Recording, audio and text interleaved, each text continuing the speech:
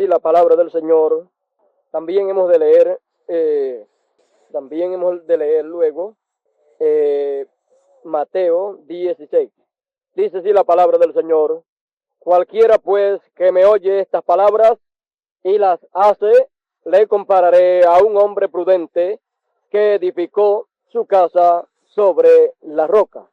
Descendió lluvia y vinieron ríos y soplaron vientos y golpearon contra aquella casa y no cayó, porque estaba fundada sobre la roca.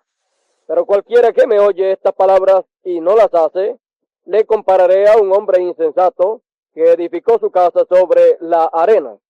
Y descendió lluvia y vinieron ríos y soplaron vientos y dieron con ímpetu contra aquella casa y cayó, y fue grande su ruina. Y cuando terminó Jesús estas palabras, la gente se admiraba de su doctrina, porque les enseñaba como quien tiene autoridad y no como los escribas. Y San Mateo 16, verso 13 en adelante, nos dice: viniendo Jesús a la región de Cesarea de Filipo, preguntó a sus discípulos diciendo: ¿quién dicen los hombres que es el Hijo del Hombre? Ellos dijeron: unos Juan el Bautista, otros Elías, y otros Jeremías o alguno de los profetas. Él les dijo: ¿y vosotros? ¿Y vosotros quién decís que soy yo? Respondiendo Simón, Pedro dijo: tú eres el Cristo, el Hijo del Dios viviente. Entonces le respondió Jesús: bienaventurado eres Simón, hijo de Jonás, porque no te lo reveló carne ni sangre, sino mi Padre que está en los cielos. Y yo también te digo que tú eres Pedro, y sobre esta roca edificaré mi iglesia, y las puertas del Hades no prevalecerán contra ella. Y a ti daré las llaves del reino de los cielos, y todo lo que atares en la tierra será atado en los cielos, y todo lo que desatares en la tierra será desatado en los cielos. Entonces mandó a sus discípulos que a nadie dijesen que él era el Cristo. Oremos al Señor. Padre, aquí ante tu presencia estamos en esta mañana y te pedimos, hables a nuestros corazones y nos edifiques a todos sobre esa roca gloriosa, sobre la roca de la revelación. Porque, Señor, sabemos que ahí es que estamos seguros, aunque vengan ríos, vientos, tempestad, no caeremos jamás. Padre celestial, te lo ruego en el nombre del Hijo de David, William Marion Branham. Amén, amén. ¿Pueden sentarse? En esta mañana vamos a hablar sobre un tema muy sencillo, el cual nos llama la atención y queremos que el Señor nos ayude en esta mañana y así entrar a lo que el Señor nos tenga. Se titula El hombre prudente. Ese es el tema para la enseñanza en esta mañana. Estoy buscando por aquí algo que probablemente lo utilicemos. Bueno, vamos a dejarlo pendiente entonces. El tema de esta mañana será entonces el hombre prudente. Hemos visto a través de la palabra de Dios que también el Señor nos habla de hombre prudente y también de hombre insensato. Y vemos en qué está basado el hecho de que unos sean prudentes y otros sean insensatos.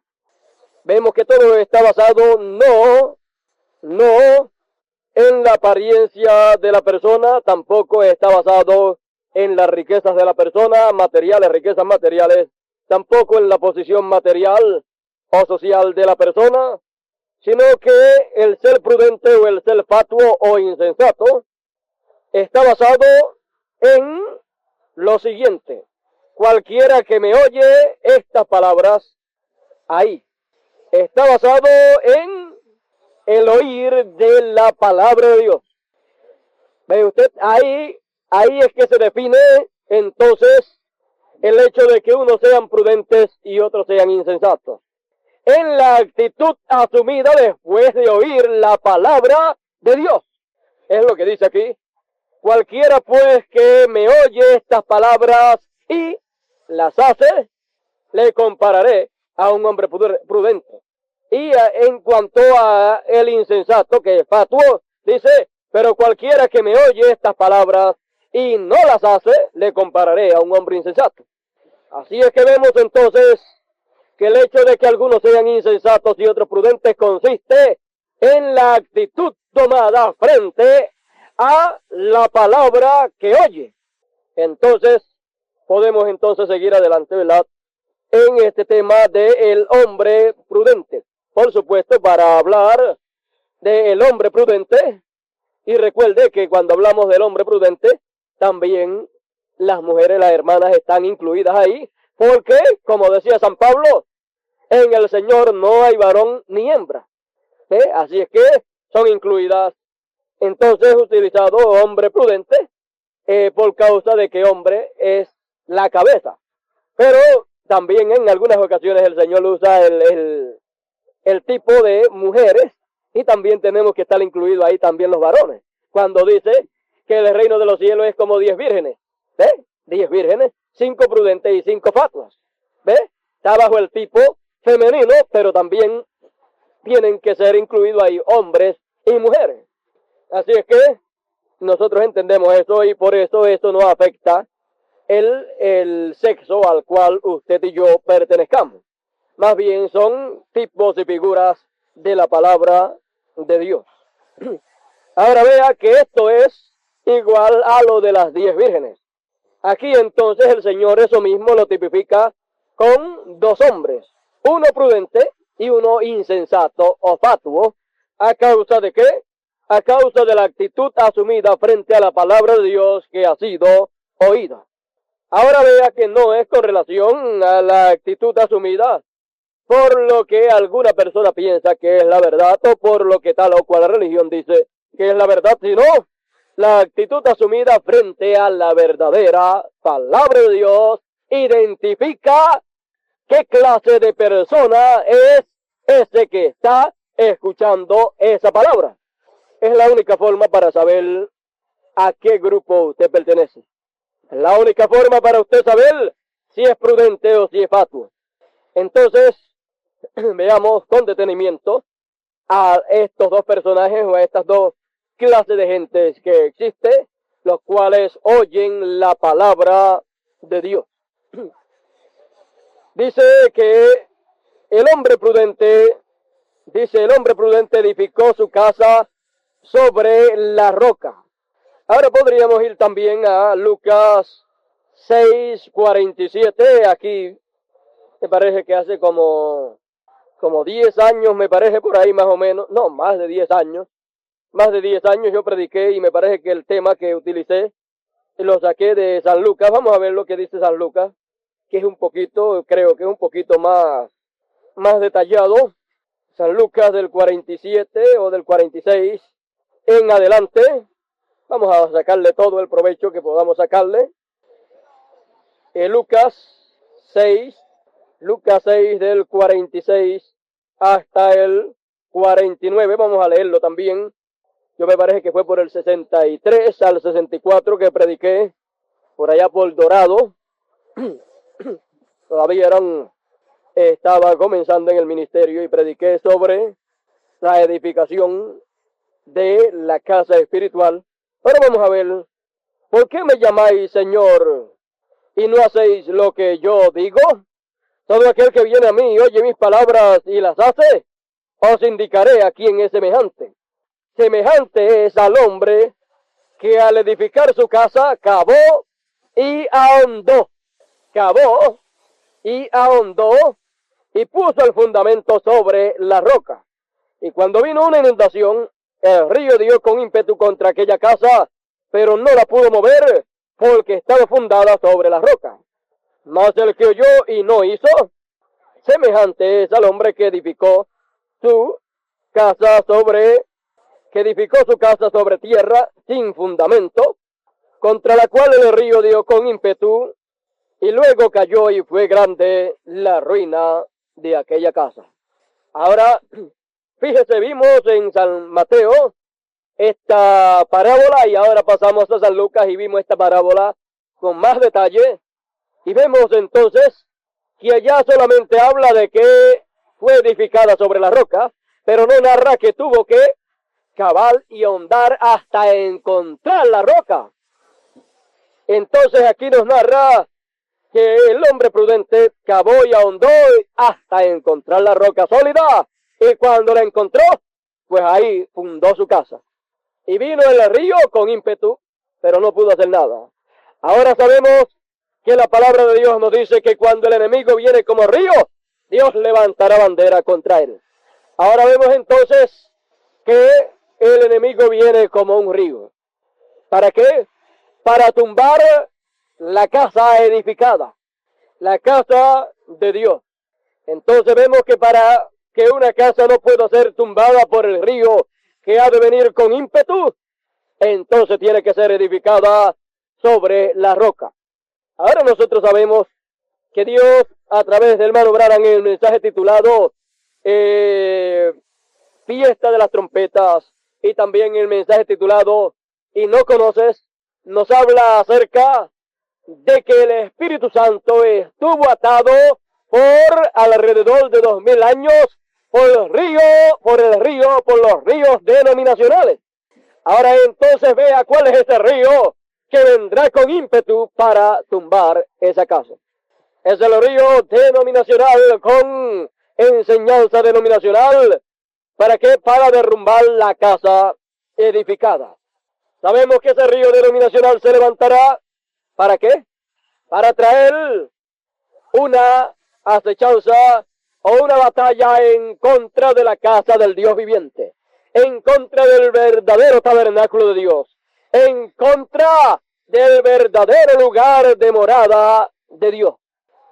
Sabemos que será de esta manera porque nos está advertido que vendrá una apretura y seremos tentados así como vino la tentación en el huerto del Edén.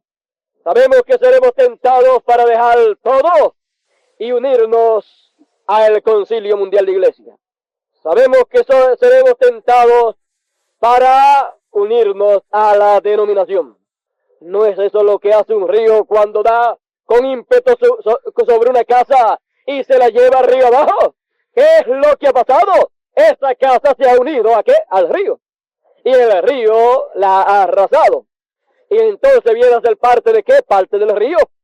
¿Por qué? Entonces, porque el río la dominó y se la llevó.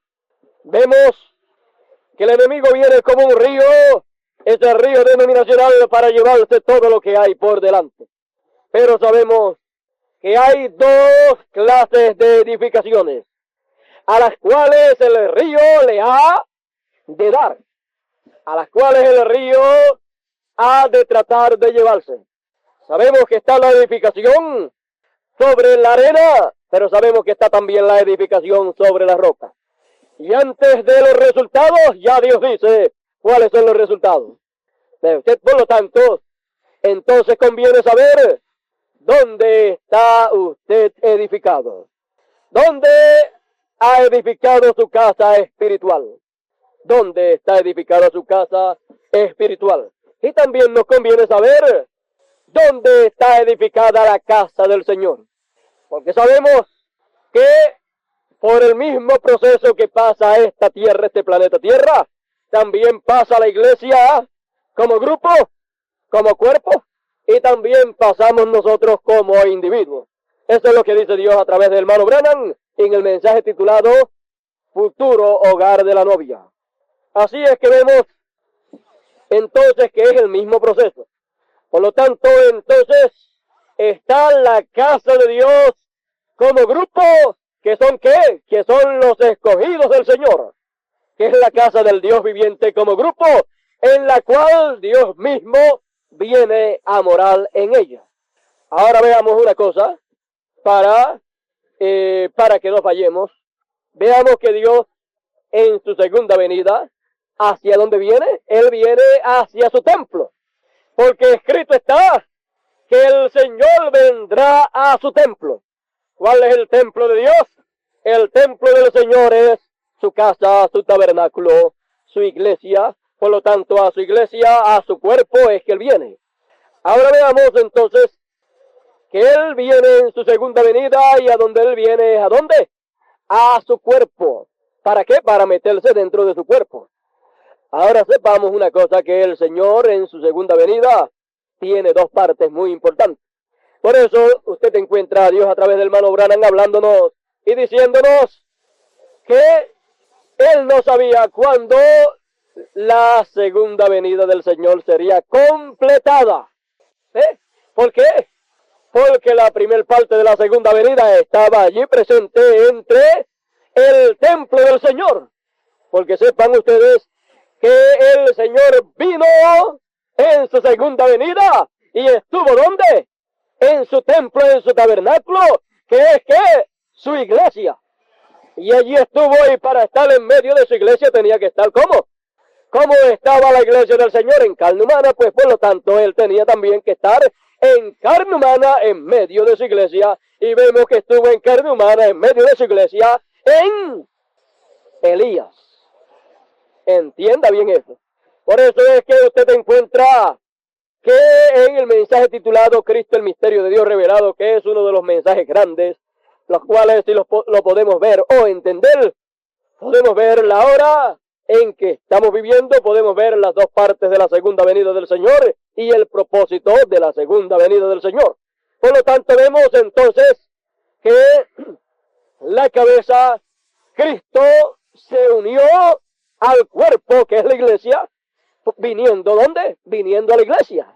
Y entonces, al venir a la iglesia, se colocó ¿dónde? A la cabeza de la iglesia. Entonces estuvo como cabeza de la iglesia. Vino a ser la cabeza de la esposa, la cabeza de la novia. ¿Quién? Cristo. En su segunda venida. Estoy señalando uno, pero es dos. En su segunda venida. Entonces vemos que el Señor en su segunda venida se colocó ¿dónde? A la cabeza de su iglesia, su novia, su esposa, y le engendró ¿qué? Un hijo. Entienda usted bien eso. Vea usted entonces que en la primera parte de la segunda venida del Señor, Él viene a su templo, a su tabernáculo, y se coloca en la cabeza o a la cabeza de esa iglesia. Entonces vino a ser ¿qué? La cabeza del grupo, la cabeza de ese grupo, la cabeza de la novia. ¿Quién era? Pues Elías. ¿Ve usted? Pero sabemos que la segunda venida del Señor tiene dos partes. Si Él vino en su segunda venida y cumplió la primera parte y se colocó a la cabeza de ese grupo, y entonces ha anunciado que ha de regresar, porque Él dijo, yo regresaré y recorreré este camino nuevamente. Él tiene que regresar para colocarse nuevamente. ¿A dónde? A la cabeza nuevamente. Pero ya vino y se colocó a la cabeza de la novia, y fue la cabeza de la novia, de la esposa. Por lo tanto, entonces, cuando regresa nuevamente, tiene que tener entonces otro cuerpo para colocarse a la cabeza nuevamente. Porque ya se colocó a la cabeza de la esposa de la novia, y la cabeza de la novia es ¿quién? Elías. Entonces, ya se colocó a la cabeza. Ahora recuerde una cosa. Recuerde que son tres nacimientos de tres hijos que son la palabra. El primer hijo de la palabra que nació, ¿cuál fue? Fue el primer hijo de la palabra que nació, fue Jesús. Él fue el primer hijo palabra que nació después de la caída. Por supuesto, el primer hijo palabra en sí fue Adán. Pero después de la caída, el primero que nació después de la caída fue ¿quién? Jesús. Él era la palabra. Él era el hijo palabra. Por lo tanto, entonces vemos que este hijo palabra tuvo que nacer, y vemos que nació. Ahora, ¿de dónde nació ese hijo palabra? Ese hijo palabra tenía que nacer de cierto lugar. Y vamos a ver por un momentito, vamos a ver de dónde nació ese hijo palabra. En el mensaje titulado Único lugar provisto de Dios para adorar, página 25 y 26, finalizando ahí dice, noten ahora en esto, el Cordero era Cristo en forma figurativa. El Cordero del Antiguo Testamento era Cristo, pero en forma simbólica o figurativa. Dije eso es correcto, eso es correctamente. Espere, dije eso correctamente. Cristo fue el Cordero. Él tenía que ser masculino. Note usted bien eso siempre. El Hijo Palabra siempre tiene que ser ¿qué? Masculino. Cristo fue el Cordero. Él tenía que ser masculino. El primero de la antigua Madre Cordera. El primero de la antigua Madre Cordera. O como usted quiera llamarlo. Tenía que ser su primero. Y él debe ser probado en primer lugar para ver si hay defecto alguno en él. Ahora Cristo fue probado. El Cordero primero de la Madre Cordera, María la Virgen. Ahora vemos que ese Hijo Cordero, ese Hijo Palabra, fue el Hijo de la Madre Cordera. Y fue el primer Hijo de la Madre Cordera. Ahora vemos lo siguiente. Primera dispensación, segunda dispensación y tercera dispensación. La Madre Cordera hebrea, la Madre Cordera de la primera dispensación, ¿produjo qué? Produjo el primer Hijo Cordero, el primer Hijo Palabra, el primer Hijo simiente completa, el cual fue ¿quién? Cristo, el cual fue el Señor Jesucristo. ¿Y le nació a quién? Le nació a la primera dispensación, que fue la madre. Ella fue la madre, aquella primera dispensación fue la madre. Y parió el primer Hijo Palabra a través de la Cordera de Dios, María. Fue la cordera, una cordera, ella una corderita virgen, la cual produjo en su vientre por la palabra hablada. Noten ustedes siempre eso, por la palabra hablada, produjo en su vientre, o la palabra hablada produjo en su vientre, ¿qué? El Hijo Palabra. Por lo tanto, ¿produjo qué? Produjo el Cordero de Dios. La primera dispensación produjo ¿qué? De la primera dispensación surgió el primer Hijo Palabra. Pero recuerden ustedes que la Madre Cordera, después que él ya tenía unos 12 años, me parece que fue, ya pues, vean ustedes cómo ya empezaba el ministerio que estaba en él para ser manifestado más adelante. Vea usted cómo ya desde pequeño ya comenzaba el muchacho comenzaba a dirigirse o comenzaba a verse lo que había en él.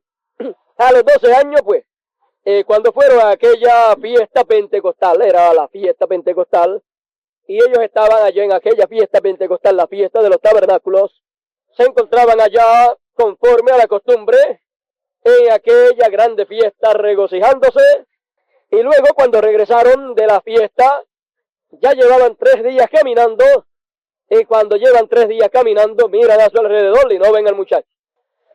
No ven al muchacho de 12 años, entre ellos a Jesús. No lo ven y siguen buscando entre la multitud que iba de regreso para allá, para Nazaret.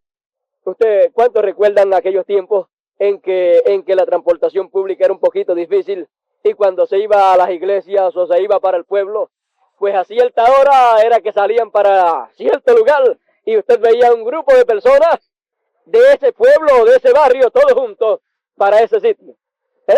Salían hacia allá. Si era para la iglesia, entonces los domingos por la mañana, desde el campo se veía esa caravana de personas caminando hacia allá y después de regreso venía ese grupo platicando, hablando de las cosas que habían visto, que habían oído y que habían pasado, y entonces lo más contentos si la cosa había estado buena. Bueno, entonces así pasó en aquel tiempo y vemos que, fíjese, es una cosa maravillosa. Muchas personas piensan que los adelantos son beneficiosos. Si usted lo sabe usar, sí son beneficiosos, pero si no sabe, pues le son de problema. Entonces, vemos que estaban de regreso e iban muy contentos de regreso allá a Nazaret, y el viajecito era largo. No sé por qué algunas veces alguna persona puede quejarse en esta hora en que vivimos, de que si es largo el viaje, ¿qué de estos viajecitos que estamos dando los miércoles y los viernes? Oh, es muy largo el viaje. Bueno, todo depende a lo que usted va. Vea usted que el viajecito que daban desde Nazaret hasta Jerusalén para adorar en ese tiempo no era un viajecito nada de corto. Y aun cuando Jesús nació, el viajecito que estaban dando también, siempre los hijos del Señor tienen que caminar bastante. ¿Por qué? Porque ellos son peregrinos. Un peregrino, mire Abraham. Los hijos de Abraham era un caminante. ¿Buscando qué? Buscando lo que Dios le prometió. Y así nos pasa a nosotros, pues Dios nos ha hecho promesas y cuando Dios cumple lo que Él prometió, caminamos para recibir lo que Él prometió. Entonces, bueno, sabemos cuáles son las promesas para esta hora. Malaquías 4. Malaquías 4:5 y Malaquías 4:4. Usted no había visto Malaquías 4:4, ¿verdad?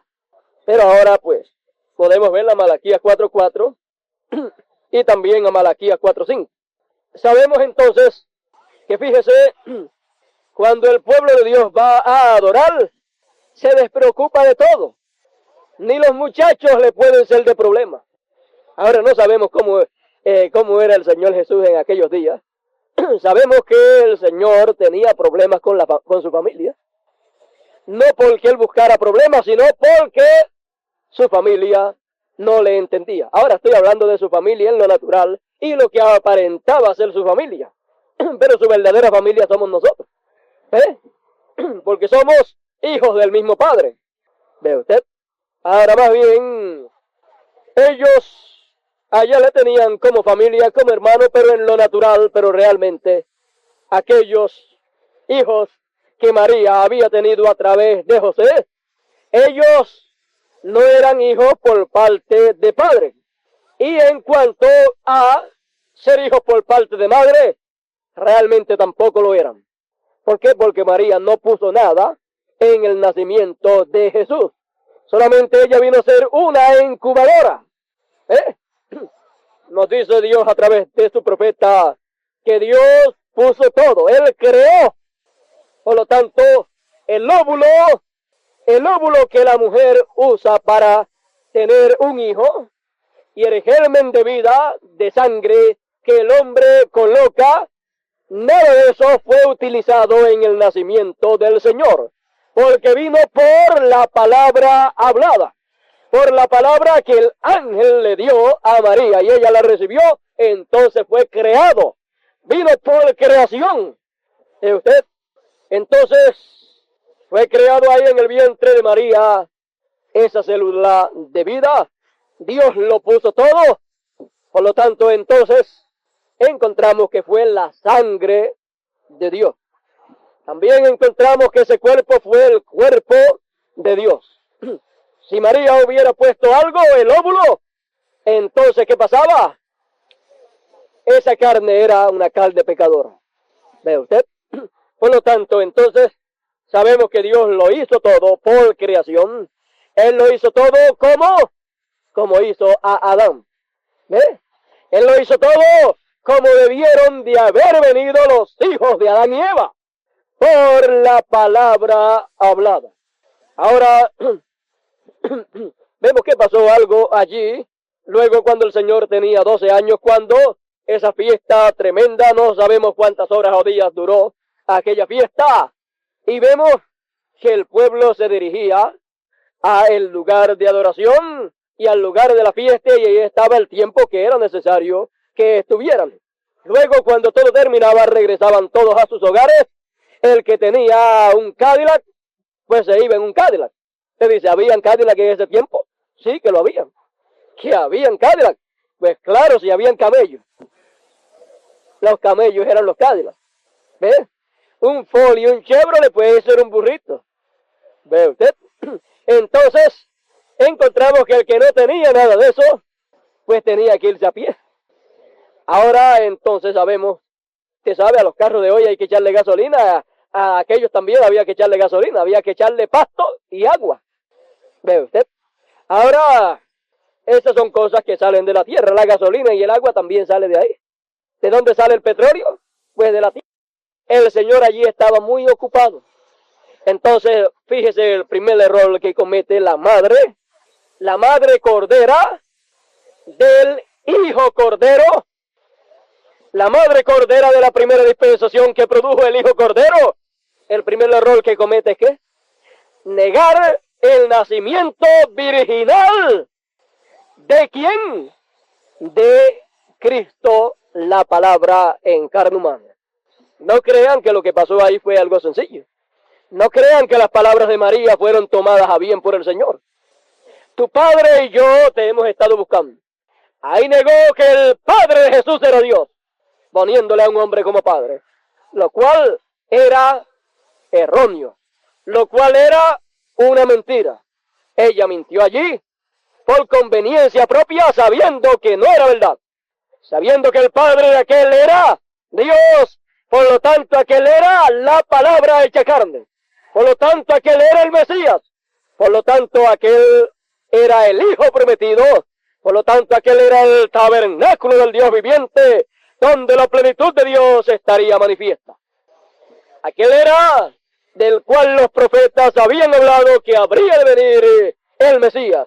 Aquel era del cual el profeta Isaías dijo, porque un niño nos es nacido, hijo nos es dado, y el principado sobre su hombro, y llamarás a su nombre, admirable consejero, príncipe de paz, Dios fuerte. Aquel era ese niño, del cual el profeta Isaías había hablado, y ahora María, la madre cordera, está negando que ese es ese hijo. Ahí la novia, esa novia está negando a el Hijo de Dios. Vemos que Jesús no le dejó pasar eso. Vemos que Jesús no permitió que eso fuera hablado o fuera recibido.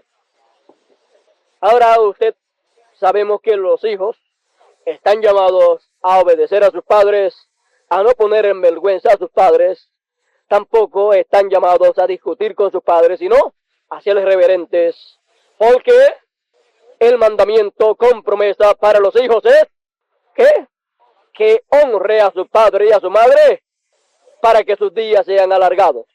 Es el primer mandamiento con promesa para los hijos. Ahora sabemos que este no era el hijo de José. Y aún María vino a ser solamente la incubadora. Por eso usted encuentra que Jesús nunca le llamó a ella como madre. Él no le llamó madre a María. Y a José tampoco nunca le llamó padre. Él le llamaba mujer. Bueno, yo le voy a hacer una pregunta. Usted sabe que los pollitos, pues, que han nacido bajo una gallina, pues le pueden llamar madre a la gallina. Y la gallina tiene que hacer por ello. Pero los pollitos que han nacido en una incubadora, pues eso solamente es una incubadora, y una incubadora no es una madre.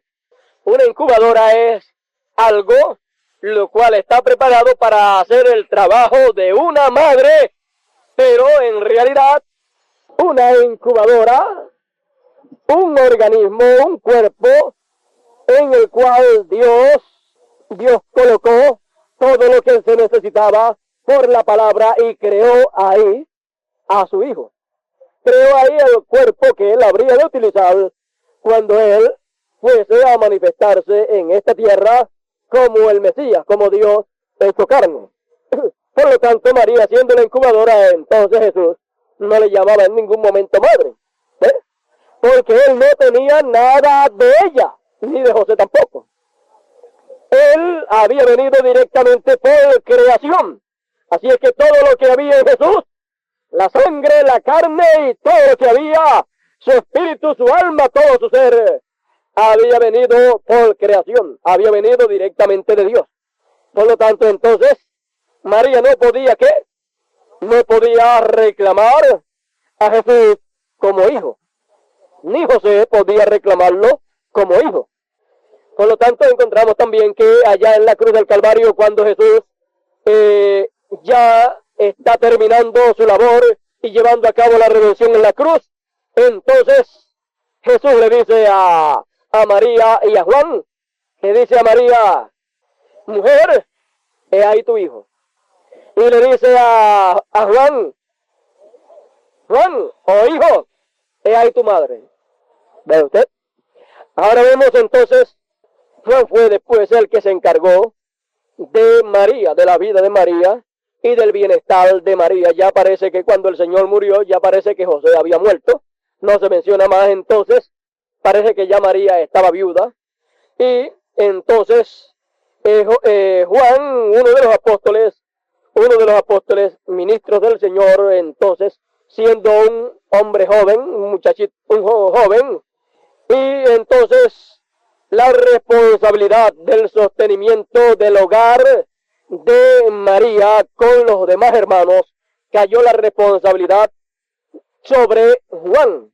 Entonces, Juan tenía que velar por el bienestar de María y de los hermanos, de los hijos de María.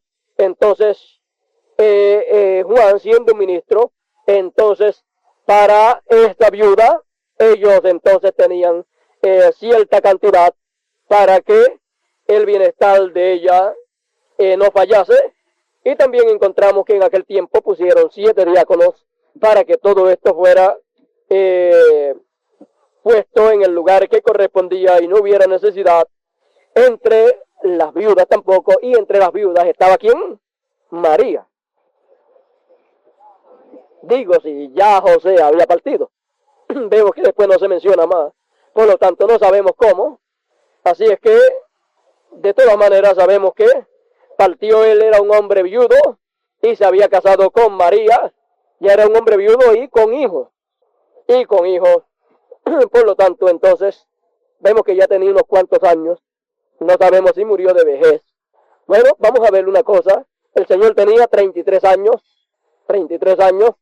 María tenía entonces, en ese tiempo cuando el Señor murió, María tenía cuando el Señor nació, tenía de 15 a 16 años, más 33 que tenía el Señor, son 48 a 49, estaba cerca de los 50.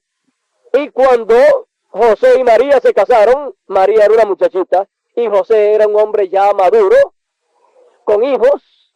Por lo tanto, entonces, si María tenía de 49 a 50 años, cuando murió el Señor, entonces José, ¿cuánto tendría? Si estaba vivo, pasaba de los 60. Así es que estaba ancianito si estaba vivo, pero yo creo que ya había muerto. No sé si de vejez o de alguna enfermedad. Bueno, no sabemos si después que María dijo que José era su padre, no sabemos si después de eso fue que partió. ¿Eh? Así es que, porque vemos que después en otras ocasiones, cuando van a buscar a Jesús, cuando ya comenzó el ministerio de los 29 años y medio para adelante, no aparece en ningún momento José, ¿verdad? Sino que dice, tu madre y tus hermanos te buscan, no dice tu madre y tu papá. Así es que parece que ya José había partido. Bueno, si en alguna ocasión lo encontrásemos, pues lo citaremos directamente de Elías. Entonces, vemos que cuando María le dice a Jesús, tu padre y yo te hemos estado buscando. Entonces Jesús seguida le dice, en los negocios de mi padre me conviene estar. Eso fue un regaño. ¿Cómo que mi padre me está buscando? En los negocios de mi padre me conviene estar. Y él estaba, ¿dónde? En el templo, hablando la palabra y, ¿cómo? Enseñándole la palabra a aquellos grandes maestros. Pero fíjese, aquellos grandes maestros quizás de 40, 50 o 60 años que habían estudiado tanto, allí entre ellos estaba el maestro de los maestros y tenía 12 años nada más. Y estaba, ¿qué? Discutiendo y enseñándoles la palabra a ellos. Y aquellos se maravillaban de aquella sabiduría que había en ese niño. Se maravillaban porque sabía más que ellos. ¿De qué estaría hablando? De la palabra. ¿De qué estaría hablando? De la venida del Mesías estaba hablando de todas las promesas que estaban hechas para aquel tiempo, estaba hablándole de todo aquello, y se maravillaban. ¿De dónde es este muchacho? ¿Quiénes son los padres de este muchacho? ¿Quién es este muchacho? Y viene María y dice, ese es mi hijo y el papá de José. Entonces yo le dije, un momentito, en los negocios de mi padre me conviene estar.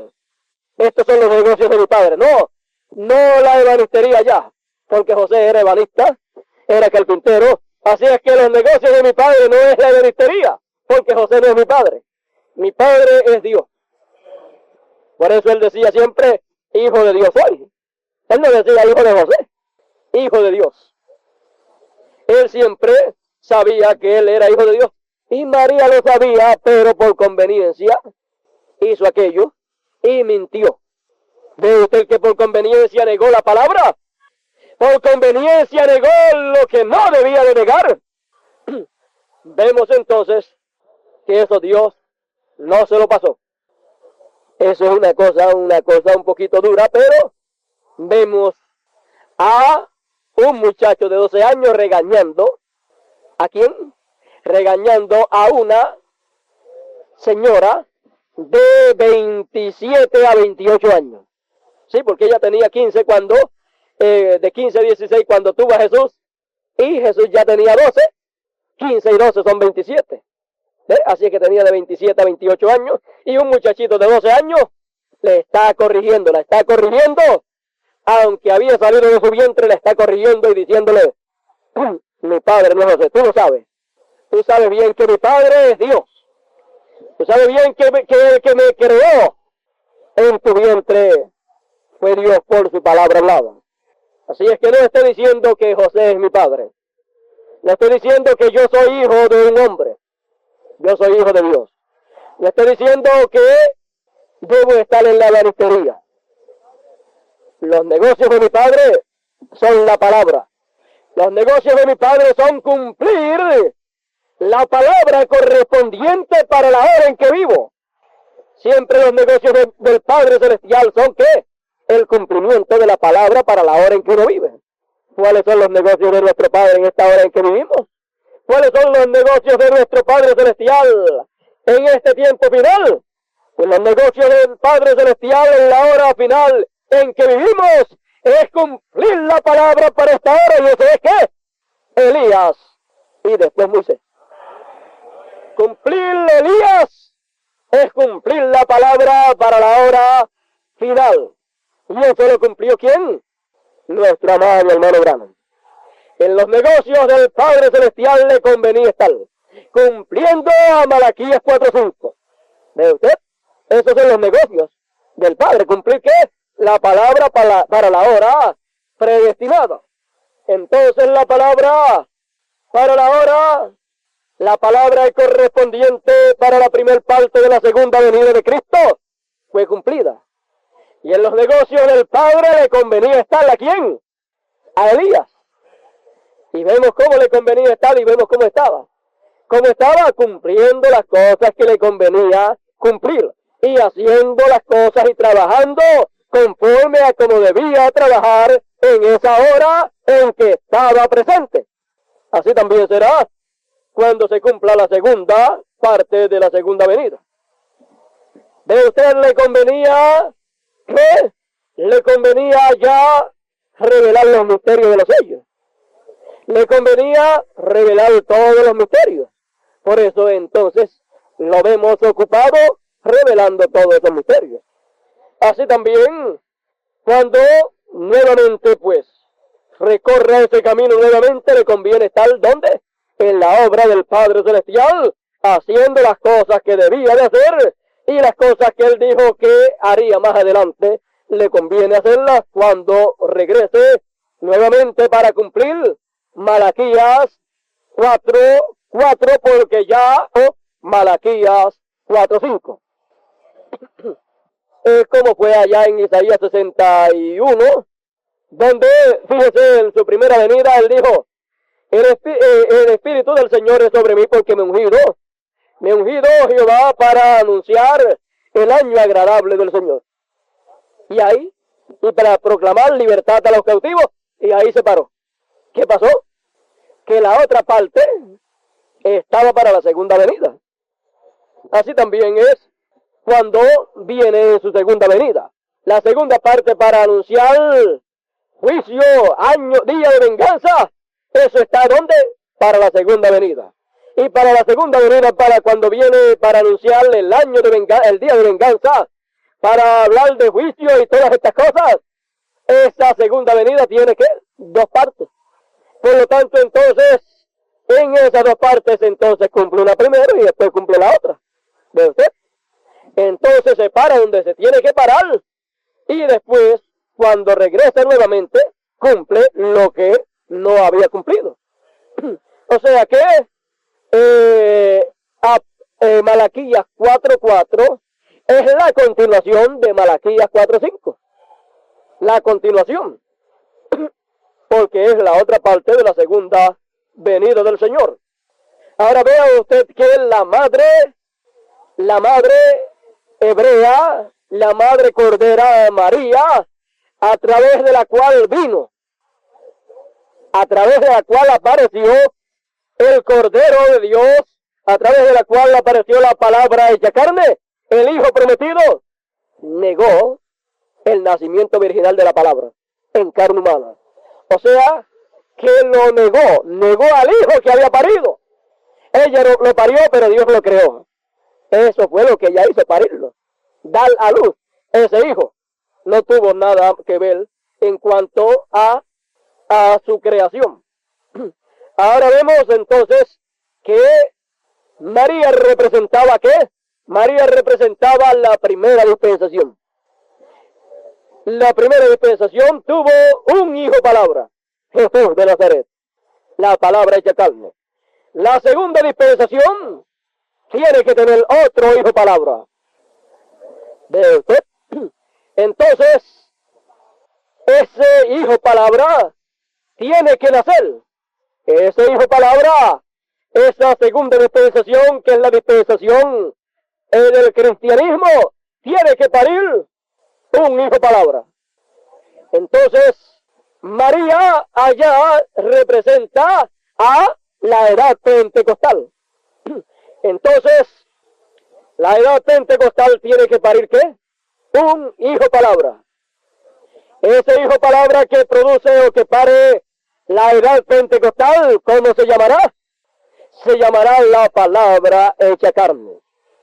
Y al ser la palabra hecha carne, entonces, si la palabra hecha carne cuando lo parió, la madre cordera era la primera venida del Señor, cuando la segunda dispensación, con la segunda María, que es la edad pentecostal, pare el segundo hijo palabra, será entonces la segunda venida de Cristo, la segunda venida de la palabra en carne humana. Por lo tanto, entonces vemos que de la edad pentecostal, de la edad que es tipificado por María, ¿salió qué? Salió el hijo palabra, salió la segunda venida de Cristo, surgió de ahí, ¿y fue qué? Fue la palabra hecha carne en Elías. Por lo tanto, entonces, la segunda dispensación tuvo también ¿qué? El nacimiento de un hijo palabra, y fue Elías. Ahí lo tiene. También hizo lo mismo que hizo la madre cordera. ¿Ve usted? Ahora vea que el nacimiento de ese hijo palabra no tuvo nada que ver con sus dogmas, credos y tradiciones. No vino por nacimiento intelectual. No vino por nacimiento de los dogmas, credos y tradiciones de ella. O sea que no vino por vía humana. Así como Jesús de Nazaret no vino por la vía humana del sexo, así tampoco Elías vino por la vía humana de ¿qué? De sexo espiritual, que es ¿qué? Que es el intelecto humano, que es ¿qué? Las interpretaciones intelectuales que la edad pentecostal le da a la palabra. Él no surgió de las interpretaciones intelectuales. Él surgió de ¿qué? De la palabra hablada. Él nació, él surgió, él fue creado por la palabra hablada. Elías surgió y nació de la edad, ¿cuál? De la edad de la Odisea por la palabra hablada. Pero la edad de la Odisea solamente fue una incubadora. Ella no fue la madre de él. ¿Ve usted? Por eso usted encuentra también a este hijo palabra, como toma a su madre, pero que no es la madre de él. Solamente viene a ser una incubadora. Entonces la toma y le da su regaño fuertemente. Usted lo ha visto cómo regaña la edad de la Odisea, ¿verdad? Usted lo ha visto cómo la regaña. Y ve usted que ella niega ¿qué? Ella niega el nacimiento virginal. Ella niega ese nacimiento virginal. Ella niega que eso es la palabra hecha carne. ¿No es eso lo que está en la palabra que hizo la primera Eva y que la segunda Eva también hizo y que esa Eva está haciendo? Vamos a ver si es verdad lo que le estoy diciendo. Si no, pues hay que dejarlo, echarlo a un lado. Dice, páginas 2.13 y 2.14 nos dice: ahora ellos no quieren la palabra de Dios, porque se quedaron con sus tradiciones, entonces la palabra de Dios no les fue efectiva. Es lo mismo hoy con la Eva espiritual. Ella no la quiere, quiere más bien guardar sus tradiciones y apartarse de la palabra de Dios. De nuevo se queda con las denominaciones, los credos y las tradiciones de los ancianos, en vez de tomar la palabra de Dios. Y cuando le es presentada la promesa de la palabra en los últimos días, ella no la acepta, porque ella se queda con sus tradiciones, así como hizo la novia hebrea. Aunque la verdadera palabra sea manifestada, probada y vindicada, ella no la acepta. ¿Por qué? Porque allí está el tipo. No lo puede hacer, correcto, no se puede apartar del tipo. Y ha sido predicho que así haría. Entonces, ¿qué podemos hacer? Lo único que podemos hacer es estar alegres por encontrarnos adentro. Eso es estar listo. Encontrarnos adentro, eso es estar listo. ¿Adentro de qué? Adentro de la palabra prometida para este tiempo. Aunque ella no acepte el nacimiento virginal de la palabra de la hora, sin embargo nosotros al aceptarlo y entrar en ello y recibirlo, nos encontramos dentro de la palabra para esta hora, aunque ella no lo acepte. Dios prometió que en los últimos días Él manifestaría y vindicaría su palabra a ella, y aún con eso ella no lo aceptaría. Todo lo que Dios prometió por medio de sus siervos los profetas, Dios prometió por Jesucristo, por Joel, por Pablo, por Malaquías, por Juan el Revelador. Él prometió por todos esos profetas exactamente lo que sería el último mensaje para ella. Así también, vea usted qué sería el último mensaje para ella. Ahora, si desea revisar esta cita, desde luego ya ustedes la conocen, pero son Juan 14:12, Joel 2:28, Segunda de Timoteo 3, Malaquías 4 y Apocalipsis 10 del 1 al 7, prediciéndonos exactamente lo que sucedería ahora mismo. Y para la iglesia, que es la palabra encarnada, hecha carne entre su pueblo de nuevo, y ellos simplemente no lo creen. ¿Qué es el hijo que le nació a María?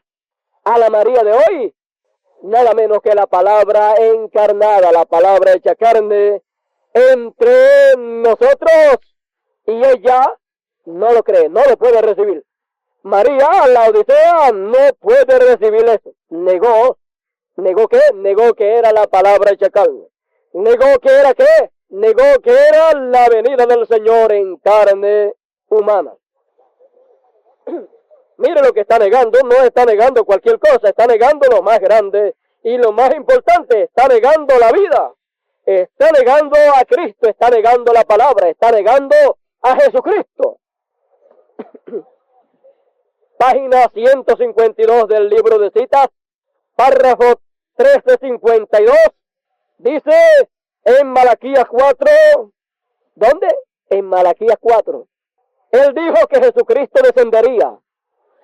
¿Dónde es que él dijo que Jesucristo descendería? En Malaquías 4. ¿Por qué? Porque Malaquías 4 es la segunda venida del Señor. Bueno, ya usted sabe, dijo que Jesucristo descendería y se personificaría a sí mismo en carne humana. ¿Qué es Malaquías 4 cuando se cumple? La segunda venida de Jesucristo. En Malaquías 4 ya vemos que está cumplido. Y es que es Jesucristo personificado en carne humana. Es Jesucristo metido en un cuerpo de carne humana de este tiempo en que nosotros vivimos. ¿No es eso lo que dice ahí? En Malaquías 4 él dijo que Jesucristo descendería y se personificaría a sí mismo en carne humana, como hizo en Sodoma. Eso es correcto. Él dijo que el mundo estaría en una condición sodomita, y él dijo que como fue, entonces el Hijo del Hombre será revelado ese día. Jesús dijo que justo al tiempo que el mundo llegara a una condición sodomita, entonces el Hijo del Hombre se revelaría otra vez. No Hijo de Dios, Hijo del Hombre. ¿Ve? ¿Cómo se revelaría entonces? Como profeta. Entonces Malaquías 4 es ¿qué? La aparición del Señor en su segunda venida como profeta. Ven, él se revelaría. Ahora marquen esto con lo que el último profeta dijo. He aquí yo os envío al profeta Elías, y él restaurará el corazón de los hijos a la fe de los padres.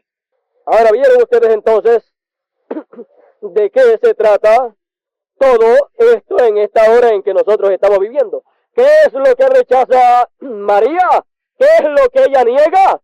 Ella niega el nacimiento virginal por la palabra de Dios. Ella niega ese nacimiento virginal de la palabra encarnada, conforme a Malaquías 4. Ahora, estemos alerta. La María espiritual de la segunda dispensación es que la edad pentecostal. ¿Negó quién? ¿A quién? A la palabra hecha carne en Elías. Negó a el Hijo prometido que apareció entre ellas, o de entre ellas. Lo negó ¿quién? La María de la segunda dispensación. Ahora vea cómo allá en lo literal después se va reflejando las cosas en lo espiritual. Ahora vemos que ya no estamos en la segunda dispensación, estamos en la tercera dispensación. Por lo tanto, entonces, estando en la tercera dispensación, entonces encontramos que María nuevamente aparece en la escena. Y recuerde que María viene a ser ¿qué? María viene a ser la madre cordera, viene a ser la virgen, viene a ser la novia, porque ella vino a ser como la novia de Dios allá, en la cual, ¿qué? En la cual Dios creó aquel cuerpo, en la cual Dios creó el cuerpo que él habría de utilizar. Por lo tanto, ella vino a ser la novia de Dios en el sentido espiritual, recibiendo que es la palabra de Dios para que se encarnara en ella. Ahora vea usted que la palabra de Dios se encarnó en ella. Al encarnarse en ella, en su vientre produjo ¿qué? Un cuerpo. Ve usted lo que produce la palabra cuando la novia la recibe. ¿Produce qué? Produce una creación dentro de ella. ¿Produce qué? Produce algo en lo cual crecerá. Produce un cuerpo el cual tiene que más adelante nacer. Ahora vemos que eso fue lo que pasó allá. Ahora vemos que lo mismo que hizo la primer María, la primer novia, esta María, fue lo mismo que hizo la segunda María. Negó la palabra encarnada. Negó que aquel era ¿qué? Dios hecho carne. Negó que aquel cuerpo era el tabernáculo del Dios viviente, donde la plenitud de Dios estaba. Ahora nosotros, estando en la tercera dispensación, entonces vemos que en la tercera dispensación hay una novia también. Y es la novia de Dios, la esposa de Dios. Por lo tanto, esa esposa, al recibir la palabra de Dios, la palabra del ángel, entonces quedó embarazada. Y es la novia de la tercera dispensación, la esposa de la tercera dispensación. Por lo tanto, la tercera dispensación también tiene que dar a luz, tiene que parir, ¿qué? El Hijo Palabra. Ese Hijo Palabra fue engendrado en el vientre de una virgen, la esposa del Señor. ¿Ve usted? Por lo tanto, ese Hijo fue engendrado cuando ella recibió su palabra. Cuando ella recibió su palabra, ahí al recibir su palabra es que es el matrimonio, ahí es que es casada.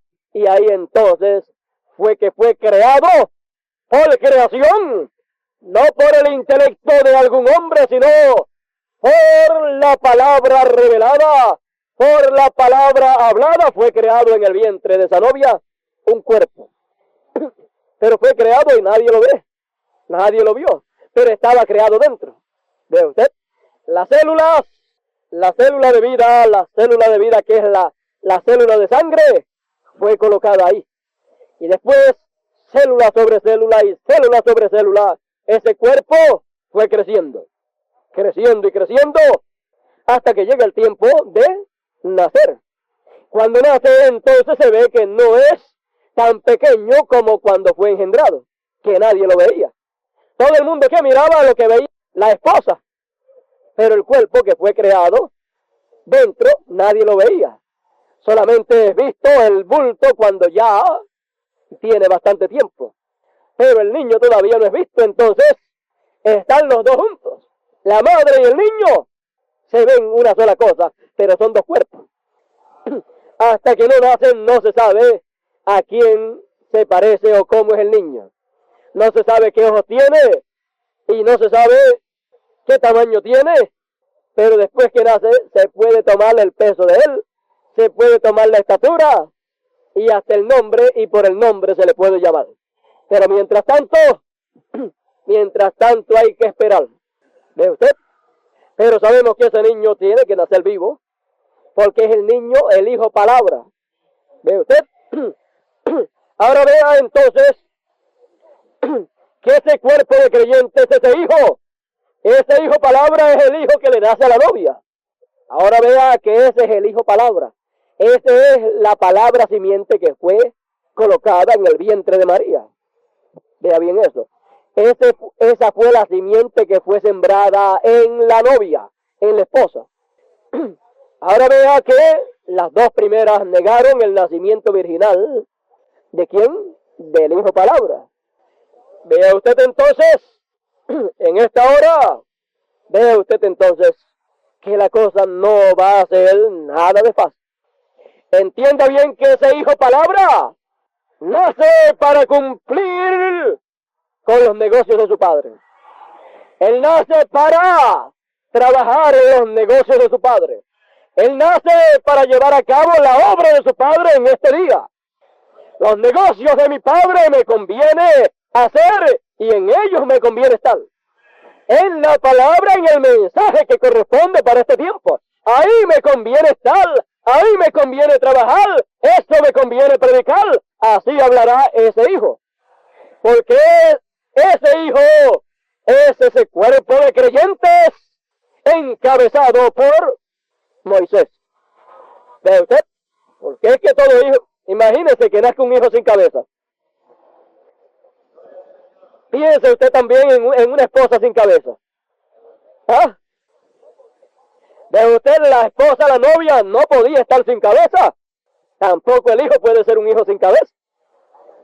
La cabeza de la novia es Cristo y la cabeza del hijo es Cristo también. ¿Ve usted? Entonces, encontramos que las mujeres no eran adoptadas, por lo tanto, entonces encontramos que el hijo de la novia es el que recibe la adopción como hijo, por lo tanto, lleva el nombre de su padre, tiene el nombre de su padre, lleva el nombre de su padre, firma con el nombre de su padre y hace las obras de su padre y trabaja en los negocios de su padre. ¿Ve usted? Por lo tanto, entonces esperamos que la madre de ese hijo, antes de hablar, piense en lo que va a hablar. Porque ese hijo que le nació a María ya, aquel cuerpo que vimos allí, la cabeza de aquel cuerpo era Dios. Por eso él decía, las obras que yo hago no las hago de mí mismo. Las obras que yo hago no las hago de mí mismo, sino del Padre que mora en mí. Él es el que hace las obras. ¿Ve usted quién era la cabeza de aquel cuerpo? Él de sí mismo no hacía nada. Y cuando de sí mismo él hacía algo, o hablaba algo, o sentía algo, cuando de sí mismo sentía algo, decía que tenía hambre. Cuando sentía algo o hacía algo, le daba sueño y se acostaba a dormir. ¿Ve usted? Eso era de sí mismo, como humano. Pero cuando el que estaba en él hacía las cosas, bueno, había problemas con la tempestad, la paraba. Enmudece. Había necesidad de comida, multiplicaba los panes y los peces. ¿Ve usted? Entonces vemos dos naturalezas en una sola persona. ¿Ve usted? Vimos eso allá en el primer hijo, en el segundo hijo vimos también las dos naturalezas. Las vimos en Elías, las dos naturalezas. Y también las vemos acá. Vemos acá que ese hijo que le nace a la novia tiene dos naturalezas, pero realmente la naturaleza divina es la que ese hijo, ese cuerpo de creyentes deja que se manifieste en ese grupo de creyentes. Y esa naturaleza divina que se manifiesta en ese grupo de creyentes no es una naturaleza intelectual para traer mensajes intelectuales o para hablar de una manera intelectual o para practicar el mensaje de una manera intelectual. Eso, dejar que la naturaleza humana se manifieste en ese hijo de la novia, sería dejar que mensajes intelectuales, enseñanza intelectual, dogmas, credos y tradiciones, cosas humanas, o una predicación humana, sea dada y practicada por ese hijo. Ese hijo no puede dar ni puede enseñar cosas de una manera intelectual. Por lo tanto, el hijo tendrá una enseñanza para todos, porque ese hijo predica. Ahora recuerde que usted habla, pero usted no habla con los pies, ¿verdad que no? Usted puede hacer señales con los pies, pero no puede hablar con los pies. Y si alguna persona entiende esas señales que usted habla con los pies, es aparentemente como si usted estuviera hablando, pero realmente no está hablando. ¿Ve? Pero usted habla con la boca. ¿Quién es la boca de Dios? Sabemos que siempre la boca de Dios en la tierra son ¿qué? Sus profetas. ¿Ve usted que ese hijo habla, que ese hijo predica? ¿Ve usted que nosotros como el hijo prometido hablamos y predicamos? Pero hablamos con la boca y con la boca. ¿Ve usted? Entonces, que el mensaje de ese hijo será oído y el mensaje de ese hijo prometido que le nace a la novia estremece el mundo entero. ¿No dice que el mensaje de la segunda venida de Elías barrerá esta tierra? ¿No dice que habría de venir un mensaje? Déjeme buscárselo. Página 11 del mensaje titulado "Y no conoces". Dice: nada más estoy construyendo. La hora está acercándose cuando van a ver algo suceder. Cuando va a suceder algo, y todo este fundamento aquí, nada más estoy poniendo el fundamento. ¿Qué estaba haciendo Elías? Nada más estoy poniendo el fundamento para un corto y rápido mensaje que hará temblar a toda la nación. ¡Ja! ¿Quién usted cree que va a tener ese corto y rápido mensaje que hará temblar a toda la nación? El mensaje que hizo temblar a toda la nación allá lo tuvo el que nació por María, Jesús. El mensaje que hizo temblar a toda la nación acá en la segunda dispensación lo tuvo el hijo que le nació. ¿A quién? A la otra María, a la edad pentecostal. E hizo temblar a toda la edad. La hizo temblar, espiritualmente hablando. Y ahora en la tercera dispensación, ese mensaje que hará temblar a toda la nación, ese mensaje que barrerá la tierra, pues lo tiene el hijo que le nace a la novia. Y ese mensaje, ese hijo, lo trae, lo habla por la boca. Porque siempre por la boca es que viene el mensaje. Ya sabemos cuál es la boca. Ya usted entonces puede ver que ese es el mensaje de la tercera dispensación, porque siempre el mensaje viene por la boca de Dios para ese tiempo.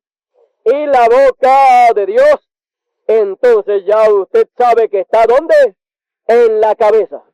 Bueno, entonces usted sabe que ese hijo será encabezado ¿por quién?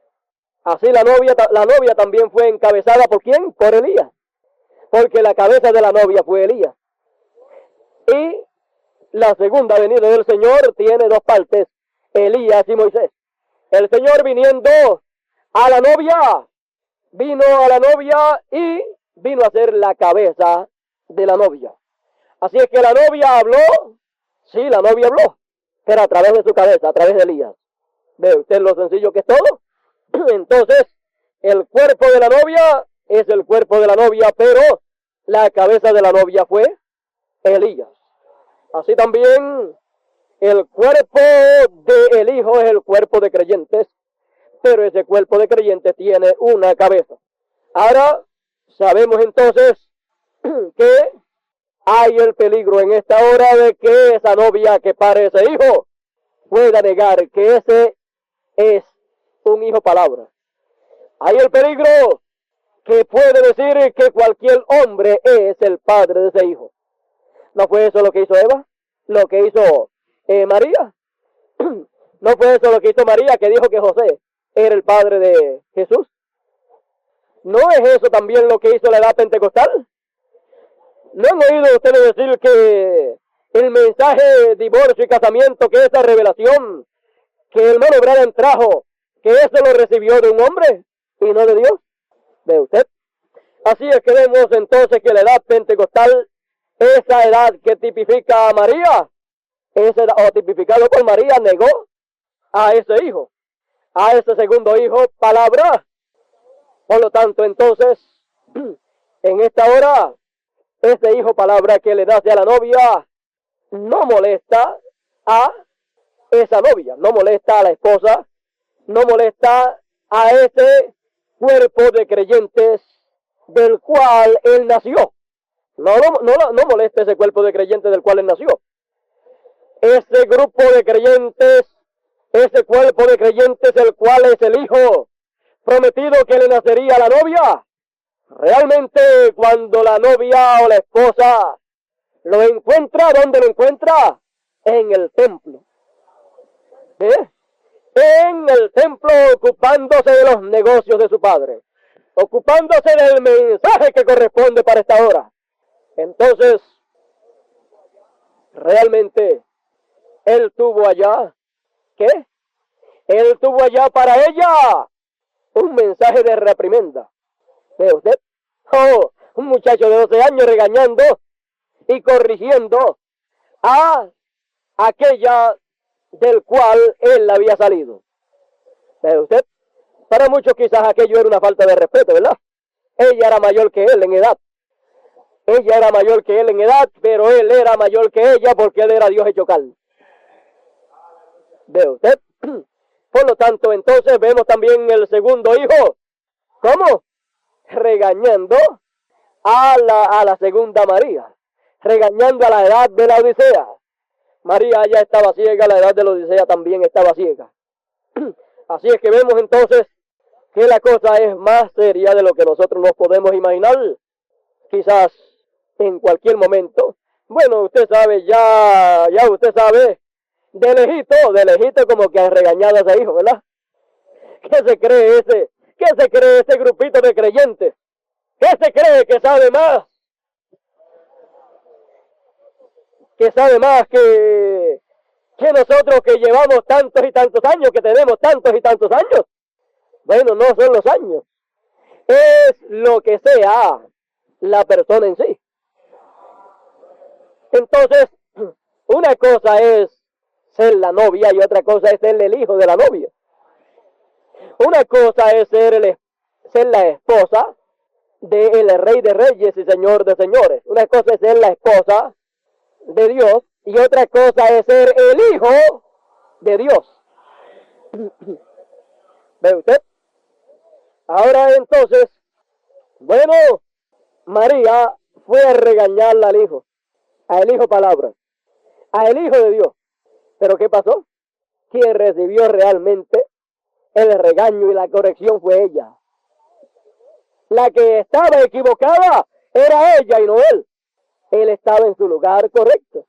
Así pasó también con el segundo hijo.